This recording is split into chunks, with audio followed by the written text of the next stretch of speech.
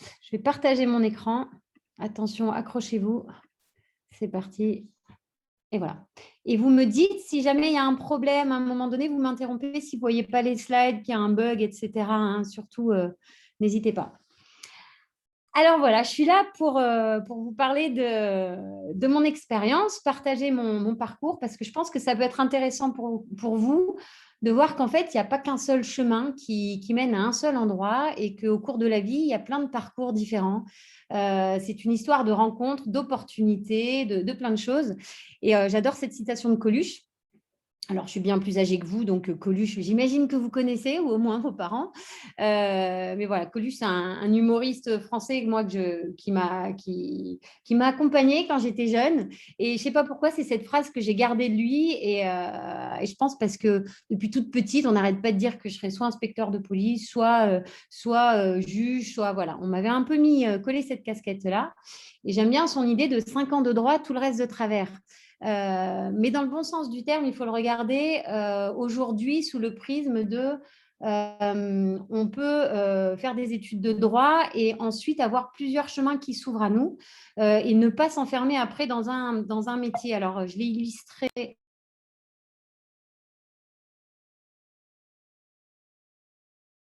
Madame, vous avez juste éteint votre micro, je pense, par inattention, peut-être. Ah oui, c'est bien. Je l'ai éteint depuis longtemps ou pas? Non, juste en ayant choisi. Bon, ça va. Merci. OK. Donc voilà, j'avais illustré avec ce petit schéma. On peut se retrouver à un moment donné coincé dans un circuit. On a le droit de changer de voie. Hein. La vie, c'est ça. Et moi, c'est vraiment le message que je veux délivrer aux jeunes aujourd'hui. Alors, ce ne sera peut-être pas très conventionnel, très attendu aujourd'hui que je vous dise tout ça. Mais en tout cas, ce n'est pas parce que vous êtes dans des études de droit aujourd'hui que vous imaginez faire tel métier que demain, vous ne ferez pas autre chose. Donc, soyez hyper optimiste, hyper curieux, hyper ouvert à plein de choses. Et finalement, la vie, elle est pleine de surprises. Et la preuve en image. Alors, je vais me présenter un petit peu pour savoir qui se cache derrière Céline Macherez. Donc, je vous laisse deviner qui c'est sur la photo. Donc, voilà, moi, je vis à Montpellier avec Marcel et Oriane, qui sont mes enfants. Et je vais vous raconter un petit peu mon parcours en vous donnant des illustrations pour, pour que vous y voyez un petit peu plus clair, j'espère, ou ne rien comprendre à mon parcours. C'est ça qui est intéressant aussi. Donc, moi, j'ai grandi à La Réunion. J'ai passé mon bac en 98. Et je pense que depuis toute petite, la notion de justice était très prégnante chez moi, très forte. Mon grand-père était procureur de la République, mon père médecin. Alors, je ne sais pas, je pense qu'il y avait aussi une volonté de faire des études quand même prestigieuses, un peu pour faire plaisir aussi, parce que très clairement, quand je me suis inscrite en fac de droit, je n'avais aucune idée de ce à quoi je pouvais m'attendre. J'avais quelques idées de métier, mais très honnêtement, je ne savais pas à quoi m'attendre. Et alors, je ne sais pas comment ça a évolué aujourd'hui, mais quand j'ai commencé mes études de droit à Montpellier en 98, il y avait très peu de pratiques, très peu de travaux dirigés, peu de travaux pratiques et donc pas d'intervenants extérieurs à part nos profs, effectivement. Donc, j'ai eu la chance ou pas ou la malchance, enfin, je ne sais pas, la chance d'avoir Georges Frêche en première année sur mon cours d'histoire du droit. Donc, on avait quand même des personnes assez emblématiques de la vie politique montpelliéraine et française. On avait des grands pontes en droit, dans le droit des affaires. Du droit privé, droit public, enfin voilà, il y avait vraiment tous les sujets représentés, mais je n'avais pas d'idée en tête claire de ce à quoi j'allais m'attendre. Et ce que j'ai constaté en fait au cours de ces 4 années-là, c'est que les études de droit m'avaient vraiment apporté une structure de pensée. Voilà. Donc, clairement, hein, pendant 4 ans, j'ai fait du bachotage.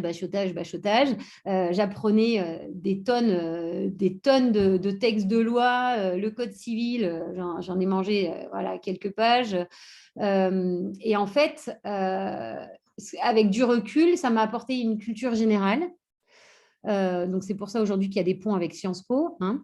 Ça m'a apporté vraiment une structure mentale et ça m'a permis aussi de mieux me positionner, de mieux comprendre le monde et la société juridique dans laquelle on vit ici en France. Voilà.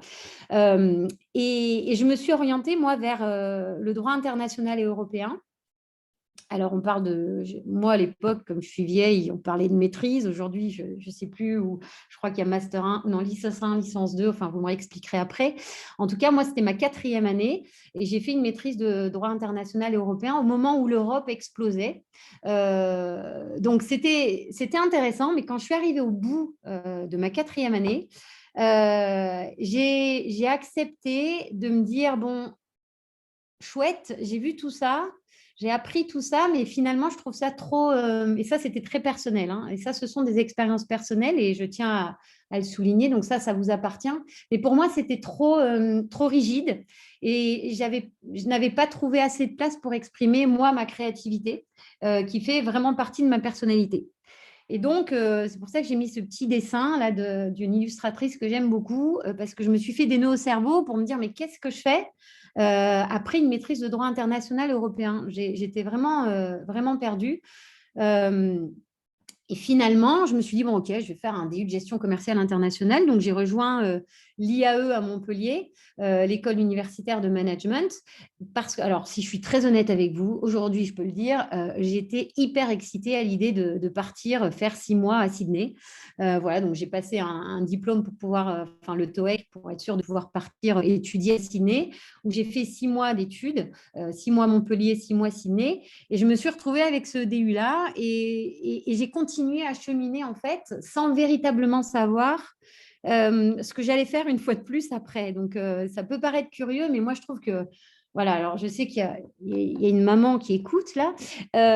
Donc, moi, à 18 ans, clairement, je trouve que c'est très compliqué de savoir ce qu'on souhaite faire. Donc, sentez-vous libre parfois de vous réinterroger et d'avoir des doutes. On a tous des doutes. Moi, j'en ai encore aujourd'hui. Et on a le droit de changer et de re-questionner les choix qu'on a faits. Donc, me voilà avec mon DU de gestion commerciale internationale. Je rentre à Montpellier. Et là, je me dis, bon, alors, qu'est-ce que je vais faire? Je me renseigne et je me dis, très bien, je monte à Paris et je vais à Assas parce qu'il y avait un master en marketing et communication à Paris 2. Et je rentre en contact avec le directeur de l'établissement qui me dit, OK, mais le problème, c'est que vous postulez trop tard, donc on ne peut pas retenir votre candidature. Ce sera pour l'année prochaine. Bon, là, un peu dépité de revenir sans rien. Je ne sais pas ce que je vais faire. Donc, je me dis, OK, on réfléchit. Et là, en discutant, je me dis, bon, ben, je vais faire un stage parce que j'étais en train de me dire qu'avec mon profil, j'allais me lancer dans la communication. Et pour être très honnête, une nouvelle fois, communication, je n'avais aucune idée de ce que ça voulait dire. Mais je me suis dit, ça a l'air intéressant. Je communique plutôt bien avec les autres. Je m'intéresse au sport. Moi, je fais beaucoup de roller. J'en faisais beaucoup à Sydney. Et je me rappelle que la marque Salomon m'intéressait beaucoup. J'étais prof de roller à Sydney. Je me disais, mais ce serait intéressant de bosser peut-être pour cette marque, bosser pour des entreprises qui me donnent envie. Et donc, me voilà partie pour faire un stage. Mais pour avoir un stage, il faut avoir une convention de stage. Et pour avoir une convention de stage, eh ben, il faut faire quelque chose. Donc, j'ai fait un DU de lituanien. Oui, alors ne me demandez pas pourquoi lituanien. Ben, il y avait que ça. J'ai dit, ben, OK, très bien. Ça ne m'a servi uniquement qu'à avoir cette convention de stage, hein, pour être très honnête. Et donc, j'ai eu l'occasion par… connaissance, de remplacer un ami d'amis qui était en stage chez Salomon. Salomon donc, est une entreprise française qui est dans l'industrie du ski, donc les sports de haute montagne, et qui faisait aussi des rollers. Et donc, j'ai la chance de pouvoir rejoindre Salomon, qui faisait partie à l'époque du groupe Adidas. Et j'y vais en tant que stagiaire. Et en fait, ce qui se passe, c'est que le premier constat était que quand vous avez un diplôme de droit, eh bien, on vous ouvre beaucoup de portes. En fait, c'est un c'est un gage de sérieux. C'est un gage ouais, de sérieux, de curiosité. Voilà, on vous ouvre les portes et sans même avoir besoin de justifier quoi que ce soit. Et moi, le stage, ça s'est passé comme ça. On m'a ouvert la porte. Je suis restée 1 an en stage et j'ai pu continuer le stage en fait chez Adidas. Et j'ai tout doucement passé en fait 6-7 ans chez eux, à gravir les échelons. Alors, j'aime pas trop ce terme-là, mais en tout cas, à évoluer au sein de l'entreprise. Donc, j'étais basée à Paris. J'ai commencé d'abord en tant que stagiaire en charge des relations presse. Donc, en gros, je ne sais pas si vous savez ce que c'est, mais c'est vous faites en sorte de faire du placement des produits de la marque dans la presse. Donc, à l'époque, c'était énormément de la presse écrite, hein. Autant vous dire que le digital, c'était à peine naissant.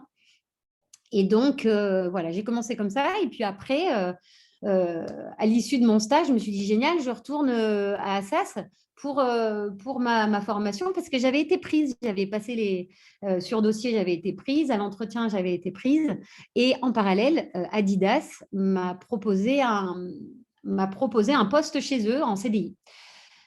Et donc, c'est là que je me suis posé la question et je partage ça avec vous aussi parce que c'est important. Ça a été une étape importante dans ma vie. Je me suis retrouvée en face d'un choix assez compliqué pour moi. Est-ce que je vais me former dans l'univers du marketing et de la communication parce que je n'y connais pas grand-chose, même si ça me semble assez être du bon sens dans l'absolu, ou alors est-ce que j'accepte un CDI? Donc, ce que j'ai fait, c'est que j'ai appelé le directeur de la formation et qui m'a clairement dit, prenez tout de suite le job. Et donc, me voilà partie chez Adidas pendant plus de 6 ans, où j'ai pris le poste de responsable des relations presse sur la division sport, parce qu'il y a plusieurs divisions chez Adidas. Là, je vous ai mis un petit peu tous les logos, donc je ne vais pas m'étaler là-dessus. Et donc, c'était en gros s'assurer de la visibilité de la marque à travers ses produits, à travers ses athlètes, à travers ses événements, les événements sponsorisés ou les événements partenaires dans les médias. Voilà, ça c'était mon rôle, c'était m'assurer que les journalistes parlent de nous, voilà, un maximum. Donc voilà, si je veux me la péter, j'ai claqué la bise à Zidane. Voilà, bon, là, vous connaissez Zidane, c'est pas Mbappé, mais c'était notre Mbappé à nous. J'ai eu la chance, voilà, de faire la Coupe du Monde de foot, Coupe du Monde de rugby. C'était une super expérience. Je me suis éclatée. Et puis, au bout de 6 ans, de nouveau rebelote, me voilà avec mon petit sac de nœuds au-dessus de ma tête en me disant, bon, très bien, super, j'ai fait le tour. Enfin, j'ai oublié une étape quand même. J'ai été responsable après de la communication sur la division monde, donc j'ai encore évolué, pris davantage de responsabilités. Et là, sur la partie mode, mais je ne vais pas vous expliquer dans le détail ce que c'est que ce métier-là, mais vous pourrez me poser la question après si vous voulez. Mais voilà, une fois que j'avais fait le tour, j'avais besoin de nouveaux challenges et puis de passer à autre chose. Et donc là, ça a été le premier craquage de ma vie. J'ai tout plaqué alors qu'on était dans la première crise en 2008 financière. Pire crise économique et je suis partie en voilier, voilà, pendant 2 ans. Donc ça, vous ne le direz pas à vos parents, ils n'apprécieraient pas que je vous dise que c'est vachement bien de prendre du temps pour soi aussi, de se retrouver, de se recentrer, mais c'est vraiment important parce que c'est votre vie. Et donc après, donc je suis partie de Port-Saint-Louis-du-Rhône, c'est pas loin de Marseille, et je suis arrivée en Polynésie. Et en Polynésie, je pensais jamais bosser pour un huissier de justice. Je ne vous cache pas que c'était assez loin de mes valeurs. Et pourtant, j'ai eu l'occasion de travailler pendant 2 ans sur un projet pour la mise en place de toute une procédure de recouvrement amiable pour une étude basée en Polynésie française, et aussi de faire de la formation sur la thématique du recouvrement de créances. Et donc, j'ai formé des avocats en Polynésie, alors même que je n'avais pas exercé du tout dans l'univers juridique depuis mon diplôme. Voilà. Et donc, c'est juste pour vous dire que là, c'est clairement un exemple d'opportunité, mais de rencontre, mais aussi voilà, vous avez ce bagage-là, il est là, il sera là pour toujours. En fait, il y a vraiment une une structure de pensée qui est forte, un raisonnement qui est vraiment après, qui existe chez chacun des étudiants quand vous passez 4 années en droit, clairement. Après, vous avez un mode de pensée qui est établi et qui vous permet d'aller un petit peu plus vite. En toute humilité, c'est juste un peu plus vite sur ces sujets-là. Hein. Je ne suis pas en train de dire qu'on est plus intelligent. Ce n'est pas du tout ça. Attention. Et après, donc, je me suis mise, moi, à mon compte en tant que consultante, en tant qu'auto-entrepreneur en Polynésie pour accompagner différents acteurs dans l'univers du tourisme nautique parce que c'est une activité et un secteur qui était très, très important en Polynésie. Et en 2015, je suis rentrée en métropole et j'ai pu rejoindre donc Royal Canin. Donc Royal Canin, qui est une marque française, mais qui appartient au groupe Mars, donc une famille américaine. Mars, donc les barres chocolatées, mais c'est aussi tout ce qui va être pet food, l'alimentaire pour les animaux de compagnie.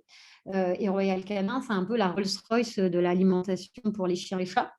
Et du coup, j'ai eu plusieurs postes, mais le dernier en date, c'était responsable en fait du développement durable au niveau international pour le groupe basé ici dans le sud, près de Montpellier.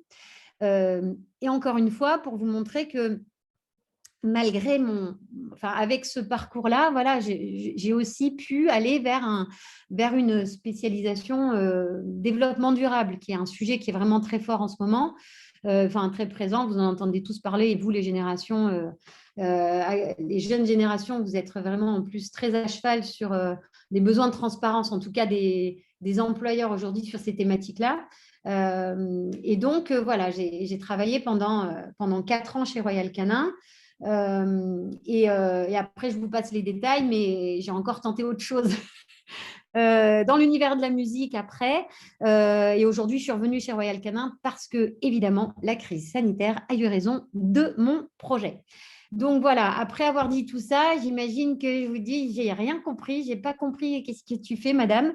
C'est juste pour vous dire que il n'y a pas un chemin, il y en a plein. Il y a une chose il y a un produit qui existe, c'est vous, et vous êtes le seul produit dans lequel il faut investir. Vous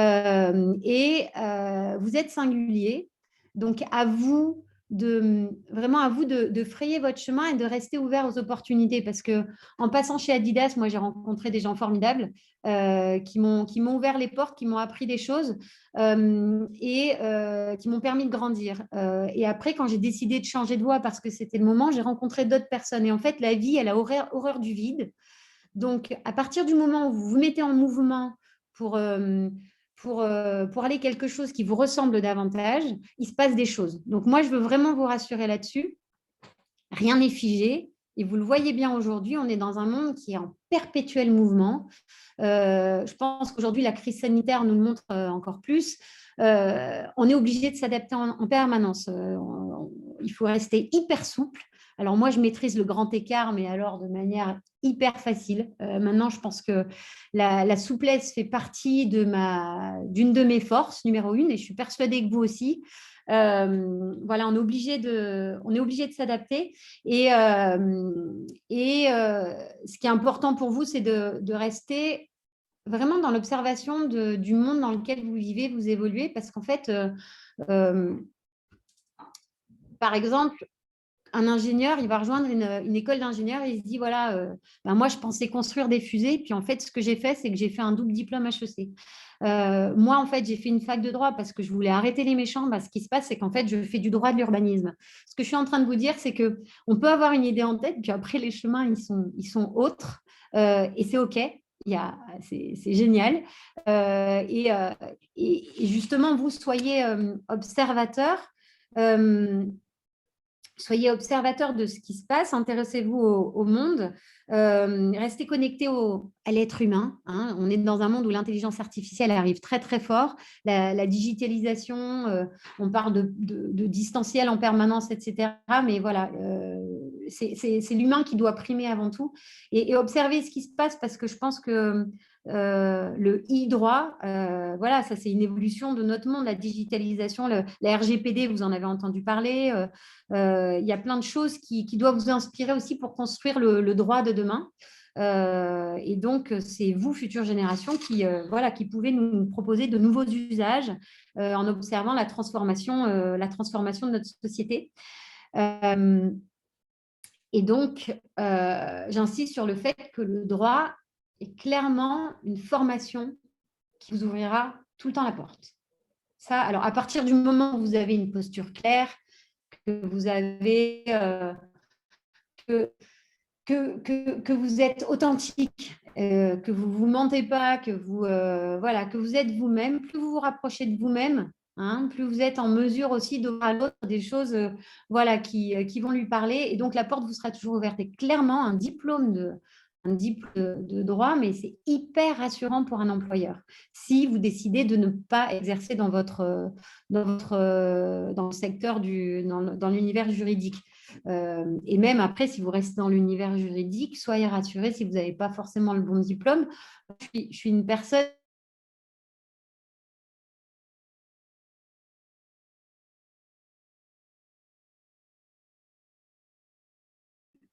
Il y a eu un problème, non? Oui, on n'a pas entendu vers la fin.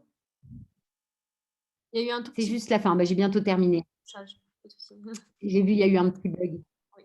Attends, je m'y remets. Et j'y suis là. C'est bon là?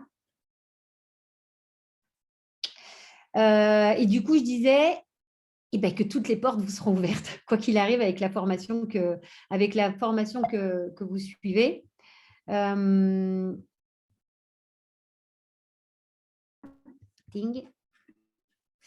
voilà, alors là, c'est une petite citation en anglais. Je ne sais pas si vous êtes tous fluent, mais je l'ai mise en anglais parce qu'elle est en anglais. Mais en gros, c'est stay hungry, stay young, stay foolish, stay curious, and above all, stay humble, because just when you think you got all the answers, in the moment when some bitter twist of fate in the universe will remind you that you very much don't. Donc, ça veut dire, pour ceux qui ne parlent pas anglais, et ce n'est pas un problème de ne pas parler anglais, restez toujours affamés, dans le sens curieux, restez jeune, restez fou, et surtout restez humble, parce qu'effectivement, à partir du moment où vous pensez que vous avez toutes les réponses, il y a toujours un petit événement dans votre vie qui va vous rappeler que vous ne maîtrisez pas tout. Et ça fait un lien un petit peu avec la souplesse dont je vous parlais tout à l'heure. Et quoi qu'il arrive, you rock. Voilà, vous déchirez tout, les jeunes. Moi, je pense très fort à vous en ce moment parce que j'avoue que j'ai pas vécu cette période-là. Moi, j'ai eu la chance de faire n'importe quoi pendant mes études. Alors, j'ai pas envie de vous encourager à faire n'importe quoi, mais je pense très fort à vous parce que je trouve pas ça simple, vraiment. Alors, maintenant, je vous propose d'interagir avec moi de la façon que vous voulez, ou peut-être vous me posez les questions qui ont été posées par écrit. Et je vais arrêter le partage. Voilà. Merci beaucoup. En tout cas, je pense que ça donne un peu du peps à tout le monde, à tous les étudiants, parce que comme vous l'avez dit, on vit des choses pas très simples. Et donc, je pense que ce type de témoignage, ça fait toujours plaisir. Et si vous voulez bien, je vous poserai donc les quelques questions qu'on a pu obtenir d'autres étudiants. Si personne d'entre vous n'a une question, enfin, si jamais vous avez une question, vous avez juste à lever la main ou bien vous l'écrivez dans le chat. Il n'y a aucun souci. Alors, la première question qui est posée, c'est selon vous, quelles qualités sont indispensables pour exercer ce métier, donc votre métier? Le mien? Oui. Alors, qualité indispensable. Moi, ce qui est indispensable dans l'absolu, c'est vraiment de ne pas se mentir, de ne pas jouer un rôle et de s'écouter pour s'assurer d'être à la bonne place, d'être authentique. Voilà, d'être authentique dans ce qu'on fait. Après, dans le marketing, c'est d'être curieux. Ça, c'est hyper important, la curiosité. La curiosité, l'ouverture aux autres. Forcément, quand vous êtes dans la communication, bon, il faut plutôt, enfin, c'est bien d'être plutôt extraverti qu'intraverti. Ça peut être un atout. Et après, je dirais, ouais, faire capacité, être résilient. Bon, c'est un mot qu'on a peut-être un peu, on en a peut-être un peu marre de l'entendre en ce moment, mais la résilience, c'est aussi une qualité importante. Très bien, merci. Alors, une autre question qui peut être assez intéressante, c'est pensez-vous qu'il est nécessaire d'être imaginatif, créatif pour exercer donc votre métier de directrice marketing et communication? J'ai envie de dire oui. J'ai envie de dire oui, mais j'ai pu rencontrer des gens qui ne l'étaient pas. Donc, mais j'ai envie de dire oui. Ouais, ouais. Il faut avoir des idées et ça rejoint la créativité, elle rejoint la curiosité. En fait, si tu n'es pas curieux, si tu n'as pas envie d'aller voir ce qui se passe ailleurs, si tu ne vas pas te nourrir dans des univers différents, si tu ne testes pas plein de choses, du coup, voilà, ton sujet devient moins intéressant. Donc, je pense que c'est aussi une qualité importante, effectivement. Merci beaucoup. J'ouvre à mes chats parce que j'ai 2 chats qui m'énervent. Excusez-moi 2 secondes. Pas de souci. Voilà, je l'avais ouvert. Voilà. Alors, une autre question qui a pu être posée, c'est pourriez-vous nous décrire une journée type? Donc, dans le cadre de votre métier, une journée type. Voilà. Oh la vache, il n'y en a aucune qui se ressemble. Une journée, ça pourrait être quoi? Ça pourrait être je vais lister plutôt des tâches plutôt que de lister une journée.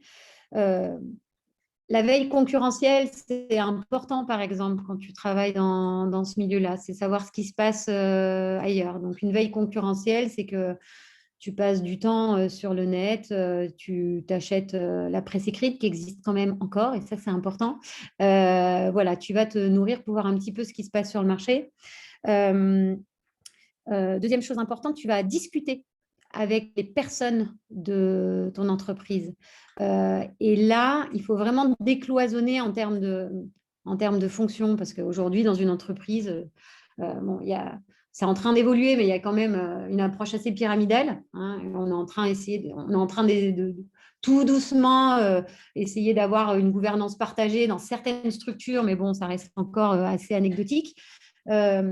Mais moi, j'invite vraiment à aller parler avec, par exemple, moi, je suis chez Royal Canin, à aller parler avec le mec qui travaille dans l'usine, comme avec le service juridique, justement, pour savoir les problématiques qu'on peut rencontrer, avec les équipes des affaires institutionnelles ou des affaires réglementaires, discuter avec les chefs produits et vraiment se nourrir un maximum des différents métiers. Voilà, donc ça rejoint encore la curiosité. Et moi, ce qui est hyper important aussi, c'est de l'humain, comme je vous le disais. Malheureusement, là, on est tous en 2D à plat, là. Mais il n'y a pas plus important que de se connecter à l'humain. C'est de là que naissent vraiment les bonnes idées. À chaque fois que j'ai eu une bonne idée, je peux vous le dire, ce n'était pas assise sur ma chaise, hein, devant mon ordinateur. Jamais. Jamais. Moi, ça m'endort. Ça ne m'invite pas du tout justement à être créatif. C'est souvent quand je suis en train de marcher avec quelqu'un. Donc, quand, par exemple, chez Royal Canin, c'est une entreprise où on a le droit de venir avec son chien. Donc, il y a une réglementation quand même, et c'est ce qu'on appelle une pet-friendly office. Et en fait, l'idée, c'est que moi, je partais souvent parler avec un collègue qui était mon mentor. En fait, c'est quelqu'un aussi qui me permettait de grandir dans l'entreprise. Ça, c'est un autre point important dont je parlerai. Et en fait, c'est en discutant et en étant en mouvement, en extérieur, que les idées arrivaient. Alors que souvent, elles étaient bloquées. Et donc ça aussi, c'est hyper important de se mettre en mouvement. Après, tu passes aussi beaucoup de temps en réunion, mais ça, j'aime pas du tout.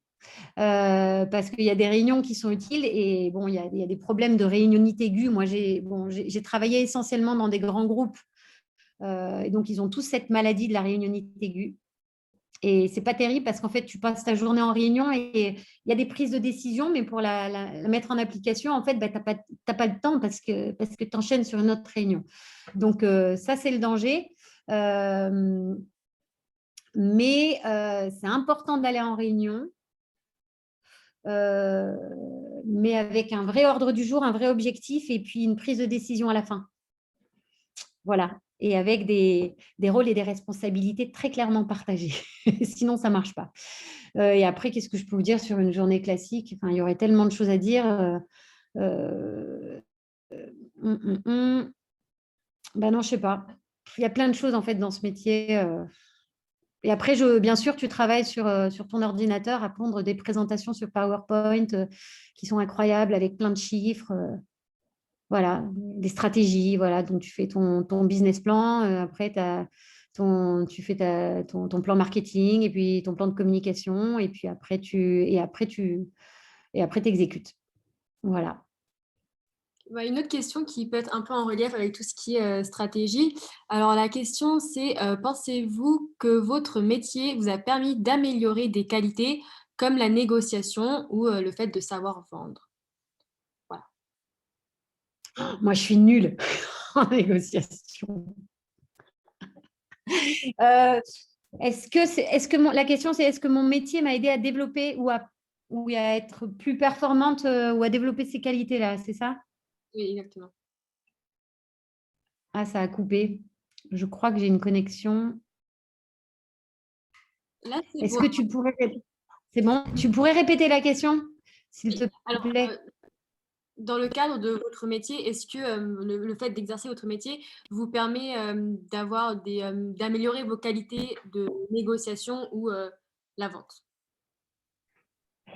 Oui. Alors, moi, j'ai jamais été, en tout cas, je vais prendre la notion de négociation au global.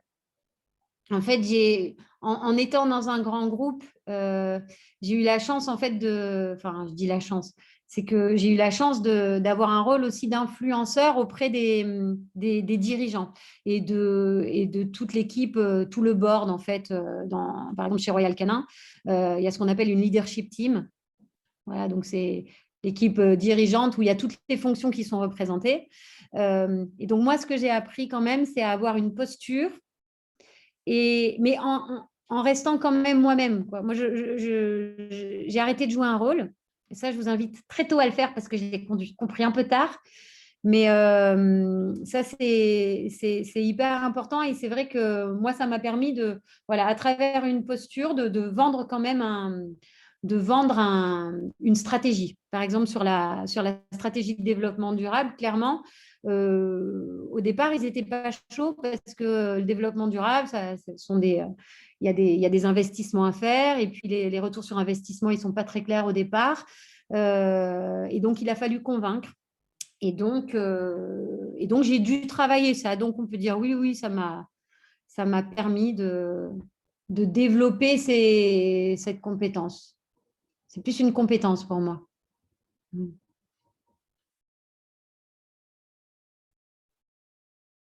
Alors, je vais voir s'il y a encore une peut-être dernière question. C'est une question très globale, hein, mais la question c'est la suivante. Qu'est-ce que vous préférez dans votre métier? Quelque chose que vous aimez dans votre métier.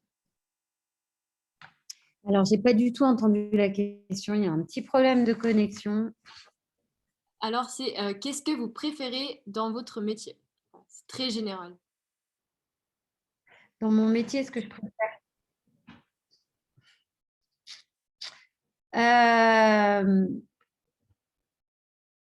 Alors, je vais dire quelque chose qui... Moi, je m'ennuie vite. Donc en fait, ce que je fais, c'est que je vais multiplier les tâches et je vais m'intéresser à plein d'autres choses pour pas m'ennuyer. Et ce que je préfère dans mon métier, ce que je préfère, moi, c'est rencontrer les gens, c'est discuter, échanger, me nourrir de ce qu'ils ont à partager avec moi, à m'offrir. Et parce que seul, on n'est pas grand-chose, il ne se passe rien. Enfin, moi, je m'éteins toute seule. Et d'ailleurs, on s'éteindrait tous tout seul. Mais Je pense que c'est ce qui me plaît le plus. Rencontrer des gens, tant en interne qu'en externe. Moi, j'ai la chance, voilà, dans le métier que j'ai fait, j'ai eu la chance d'interagir avec différentes parties prenantes. Donc, il peut y avoir des partenaires, des institutions, des associations, des fournisseurs, des clients, des consommateurs, des athlètes. Donc, en fait, c'est super parce que c'est hyper varié. Mais en fait, sachez que c'est vous qui faites votre poste.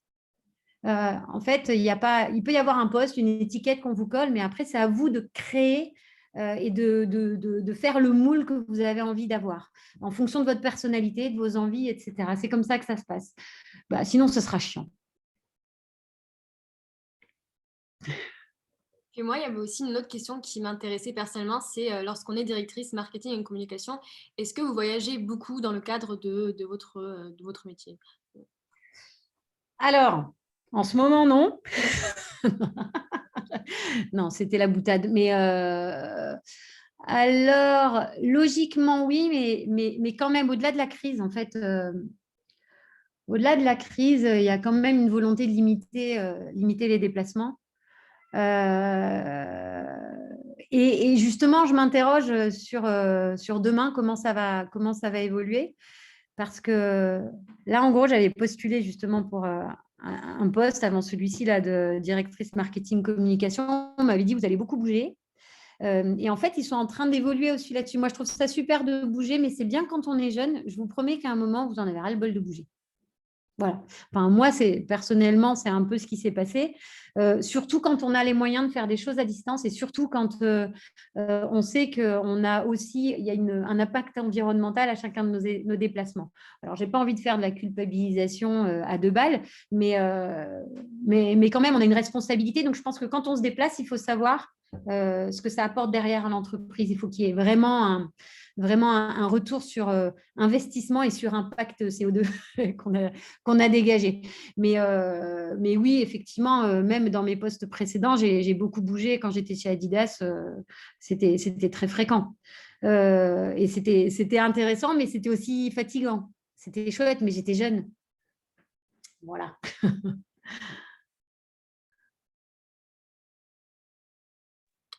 En tout cas, Est-ce qu'il y a des questions pour moi?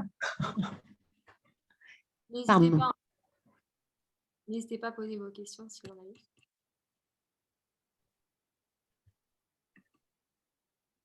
avez. Excusez-moi, est-ce que vous m'entendez bien là cette fois-ci ou pas? Parce que je bug énormément depuis tout à l'heure. Je voulais vous poser une question. Tout à l'heure, vous aviez parlé du rôle de mentor. Oui. Est-ce que vous pourriez élaborer un petit peu là-dessus par rapport à ce que ça vous a apporté? Ouais, merci de revenir dessus. Ouais, en fait, c'est une notion qui est hyper présente dans les grands groupes en général. Mais je pense que là, en ligne, j'ai un de mes mentors qui a été là à une époque. Mais en fait, quand on est dans une entreprise, ce qui est intéressant, c'est de pouvoir identifier une personne qui n'est pas forcément dans sa fonction, qui n'a pas le même âge, qui n'est pas du même sexe, peu importe, mais une personne qui vous aide à grandir et à faire ce pas de côté qui est nécessaire parfois pour vous ouvrir un petit peu le champ des possibles. Et par exemple, moi, chez Royal Canin, ça a été une expérience qui s'est faite assez naturellement avec une personne, justement. Bien sûr, il faut on n'impose pas un mentor. Il faut que humainement, ça fonctionne. Sinon, ce n'est pas la peine. Et c'est une relation de confiance où au départ, tu poses des bases claires sur tes objectifs, qui sont des objectifs personnels, alors professionnels, mais personnels, pour te développer au sein du groupe. Et par exemple, avec Claude, qui est la personne moi, qui m'a accompagnée chez Royal Canin pendant 3 ans, où on a eu plein de discussions. C'était vraiment des discussions sur ce dont je vous parlais un petit peu, c'est cet alignement. Qu'est-ce que moi, je veux apporter à la société, quelle contribution j'apporte et comment je me positionne, ce que je veux faire, etc. Et donc, c'est à mon sens très riche et très hyper important de pouvoir identifier des personnes. Et donc, dans le milieu juridique, dans l'univers juridique, donc je ne sais pas aujourd'hui comment ça se passe, mais si dans le cadre de vos études, vous avez la possibilité d'entrer vraiment en contact avec des professionnels. Est-ce qu'il y a, parce qu'aujourd'hui, il y a l'alternance qui existe, mais à la fac, je ne suis pas certaine que ça existe, mais l'idée, c'est ou même un mentor qui pourrait être un étudiant, par exemple, pour vous, ça pourrait être un étudiant, je ne sais pas, qui a 2-3 années, 2-3 années de plus que vous et qui vous permettent vraiment voilà, de vous poser les bonnes questions et puis de savoir vous orienter ensuite. Et après, quand vous êtes vraiment dans le monde du travail, c'est toujours intéressant d'aller chercher des gens qui sont dans son entreprise ou alors en dehors, dans un autre métier, mais qui vient toujours nourrir votre réflexion. C'est ça qui est hyper intéressant. Et ça vous met toujours en décalage par rapport à ce que vous pensez. Et du coup, c'est riche. Je ne sais pas si ça répond à ta question, Léna, mais... Ouais. Merci beaucoup pour votre réponse. Bon, y a-t-il encore des questions?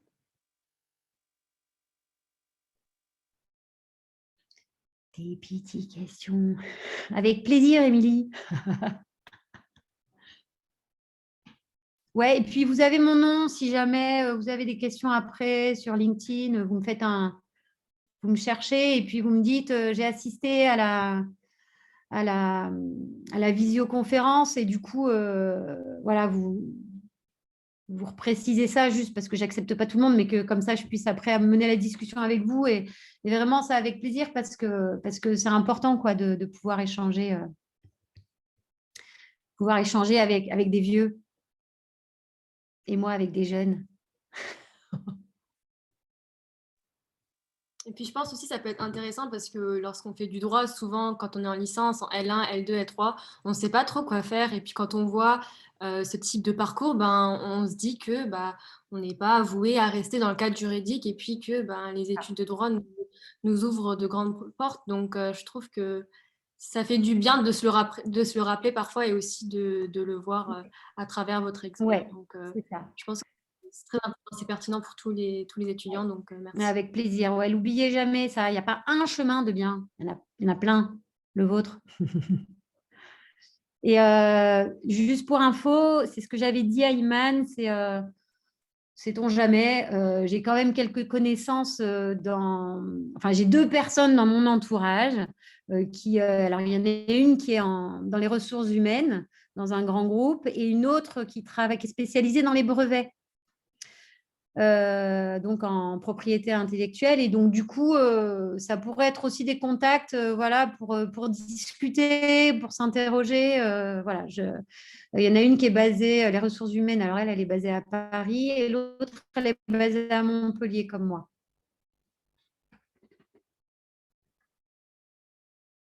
Du coup, si on veut reprendre contact avec vous, on vous contacte par LinkedIn, c'est bien ça? Ouais, LinkedIn, c'est bien. Ouais, je suis souvent connectée sur LinkedIn. Vous me dites juste, voilà, vous me rappelez que vous étiez à la visioconf et puis il n'y a pas de problème. Vous me faites juste un petit message. Ouais, LinkedIn. c'est bien.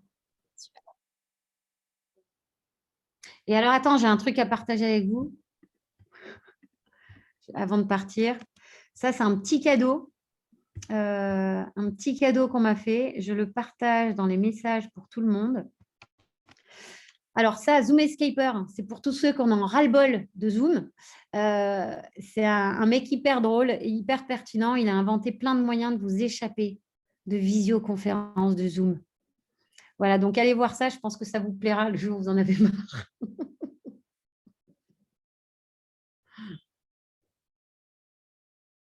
En tout cas, merci à tous.